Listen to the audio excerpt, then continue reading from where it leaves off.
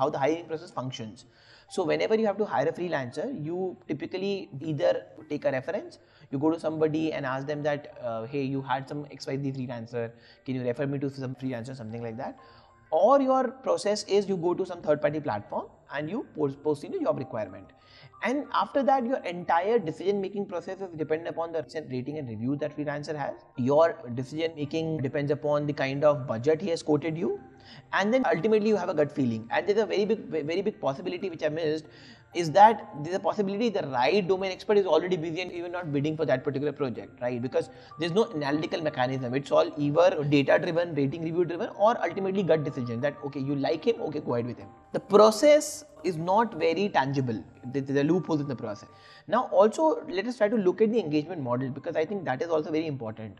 If you look at this entire company and freelancer engagement kind of a model, the biggest problem is HR. Number one, our entire system does not train HR to handle freelancers. HRs are absolutely fine at handling full-time employees, but they are not really great at handling freelancers. If you look at the problem into the entire engagement model, companies typically do not trust freelancers, they have security issues with freelancers, and they have a bad communication kind of a thing with them. So what do I mean by bad communication? Is that they do not give critical feedback a lot of times. If you look at the engagement model, the problem with the entire engagement model is that if you look at the companies have a trust and a security issue with freelancers, and they have a retention issue with freelancers.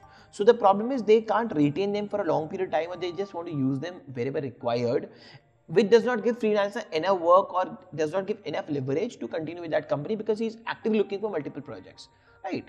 Number two, if you look at from the freelancer end, I typically believe freelancers have three problems. Number one problem is that they want effective communication, or they want very clear-cut, crisp communication.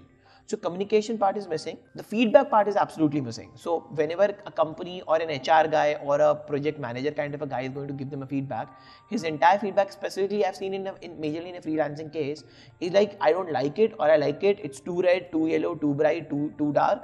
But it's not a very critical feedback, as in the mathematical feedback. What do they want? The worst part is that they have the payment process and the entire the payment cycle, it's not non-regular, they negotiate too much, they delay too much.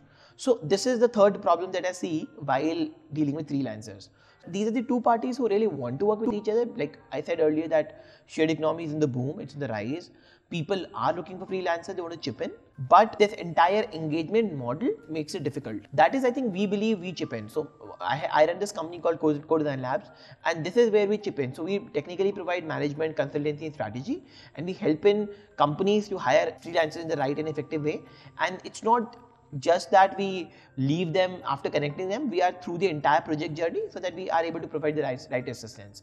So if I believe this, even if internally the companies are able to handle their freelancers more carefully and have better retention policies, and also have continuous projects and have better engagement, I think they'll be able to retain good tech talent in terms of as a freelancer pool. Even we in our company, and I consider a lot of different companies whom I have helped in implementing this particular thing.